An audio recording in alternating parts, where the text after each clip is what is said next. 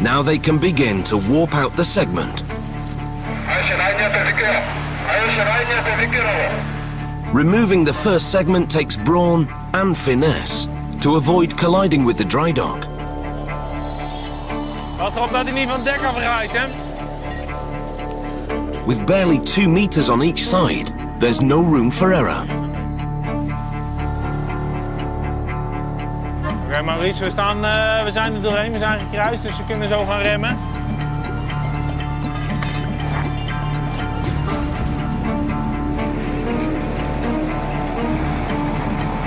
Al bij de boten zijn bezig. Ja, dat jongen. Ja. Believe it or not, clearing the dry dock was the easy part. While work continues on the undersea tunnel, the rest of the Busan-Goje fixed link starts to rise. 2 giant bridges.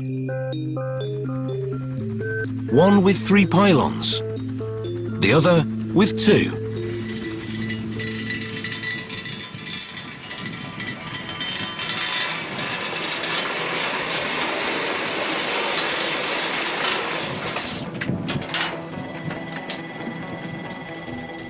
At its topmost, the 2-pylon bridge will soar 156 meters above sea level, the height of a 50-story building. The span between the pylons will stretch the length of 5 football pitches, with enough room for the tallest freighters to pass under. Crucial for a city that thrives on shipping for its livelihood.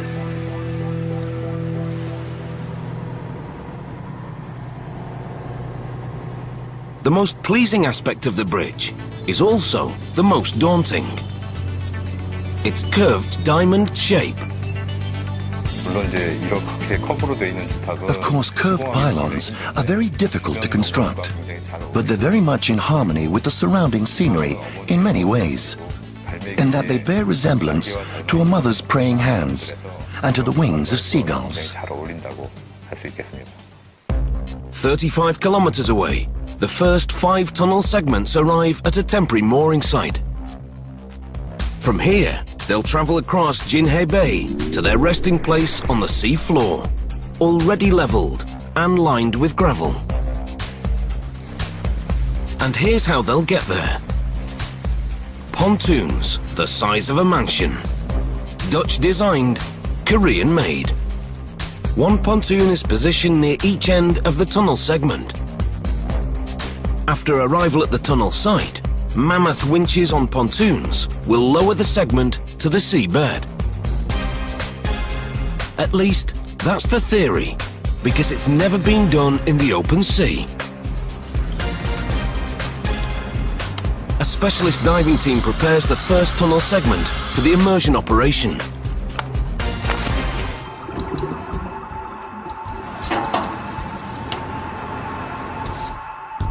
Divers test connections for data systems and power supplies. Standing by. And remove marine growth from the bulkhead. Down on the wire, please, Steve. Down on the wire. Finally, they install steel wires underneath the tunnel segment, crucial for positioning during immersion. In a good position now, we can come up on the wire. Coming up on the wire.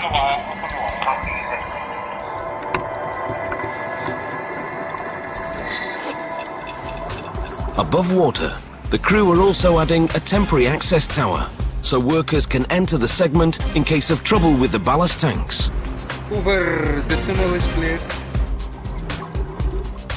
Every problem has to be anticipated, because if things go south, they won't get a second chance. What we do doesn't have anything to do with luck. We know what's involved, we know how the process works, and we have the feeling we control the whole process. Not quite. Back in Holland, the rest of the immersion team stands by to fly out. In all, 56 men wait for Peter to say go, and he's waiting for a forecast.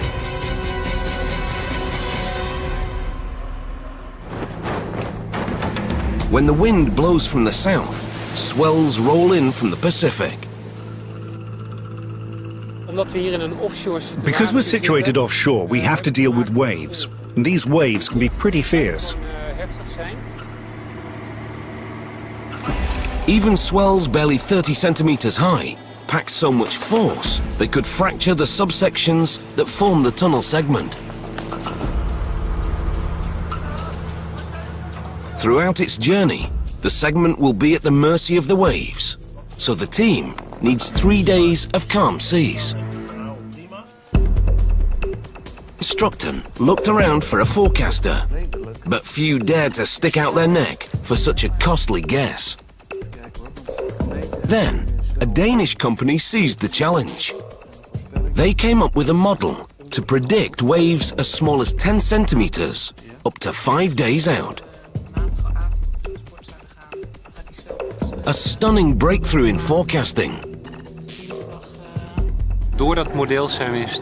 That means we're able to say, tomorrow we can do an immersion. And that means we're able to put people on the plane yesterday, really on a last-minute basis. It takes away a big risk for us and for our client. We've got the weather. They're all showing the same prediction. The swell still not as bad. I would say we have a go. Green light. We'll try. Then we'll try, right? Okay, thank you. Yes, bye-bye. Ahead lie 48 hours of tension for the boss.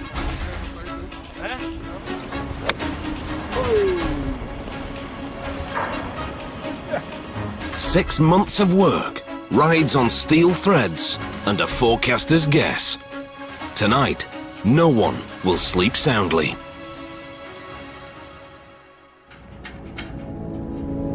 After a cautious voyage at 3 kilometers an hour, the first tunnel segment arrives at Garduk Island, the starting point of the tunnel. Joining Peter is the elite team fresh from Holland, among the few men on the planet who can do this job. Gooi anker 6 maar weer overboord. We gaan eerst de longtunnel secundair pakken. But working along shore poses a huge challenge. 48,000 tons have to be maneuvered into a slot with just 1 meter of clearance underwater on each side.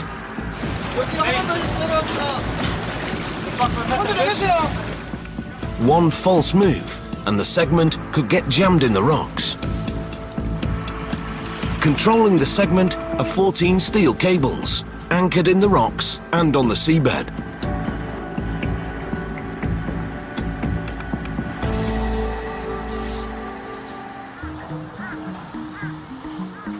Aligning the segment takes painstaking accuracy. Surveyors take readings using a system of prisms and mirrors mounted on the access shaft and the survey tower. It's all new to the Koreans, so it takes time getting used to the technology. The ordeal will take all day and end either with an engineering triumph or a 48,000-ton disaster.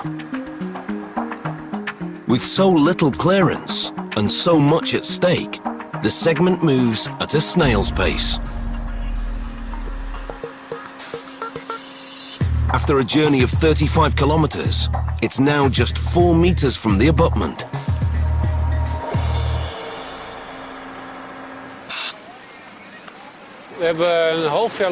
We've worked really hard for a half a year to prepare for this moment. 56 of our people are here to execute this operation. The Koreans are excited and tense because they've never witnessed this. We've done it more often, but still, a very special moment. Till now, steel plates have protected the leading edge of the segment. Easy down. Behind them is a component as crucial as it is fragile. A rubber gasket to ensure a watertight connection with the abutment. Now they're ready to begin the descent. Operated by remote control, the ballast tanks slowly fill.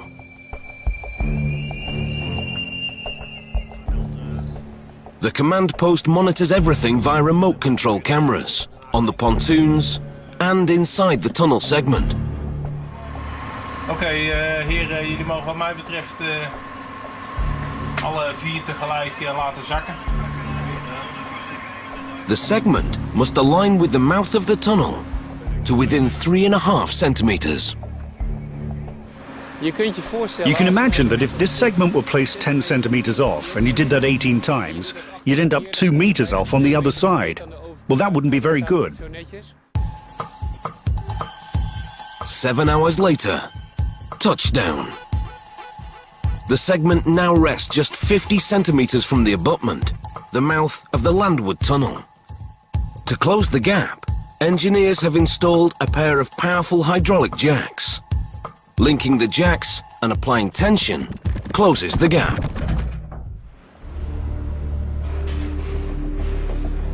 The final stage begins from the landward side.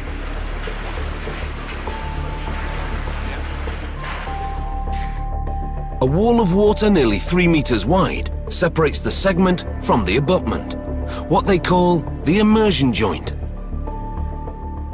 Opening this valve will force the water out.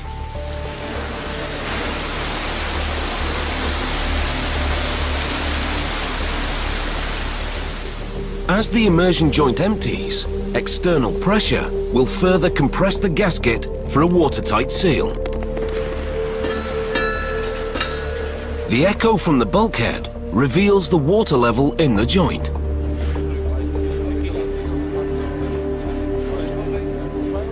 With the water drained, they can open the bulkhead door.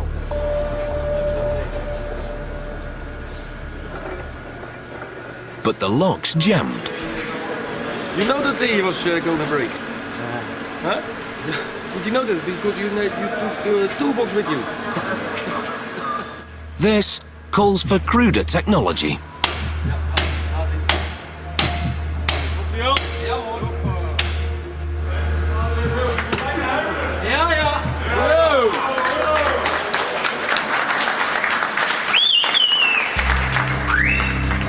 All that stands between the crew and the first immersed segment is the steel wall installed back at the dock.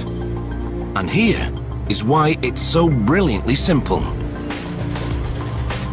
On other tunnels, engineers seal the ends of segments with concrete, then knock it out after immersion. But that takes time and creates debris. The modular steel bulkheads are easy to install, easy to remove, and they'll be reused on every segment and eventually recycled. Faster, cheaper and safer. An engineering trifecta.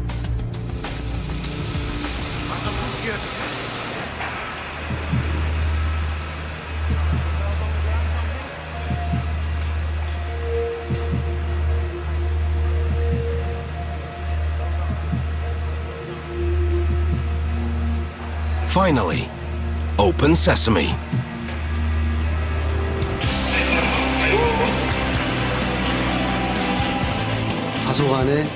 Although we experienced some unexpected things, we were very happy that it was completed successfully in the end.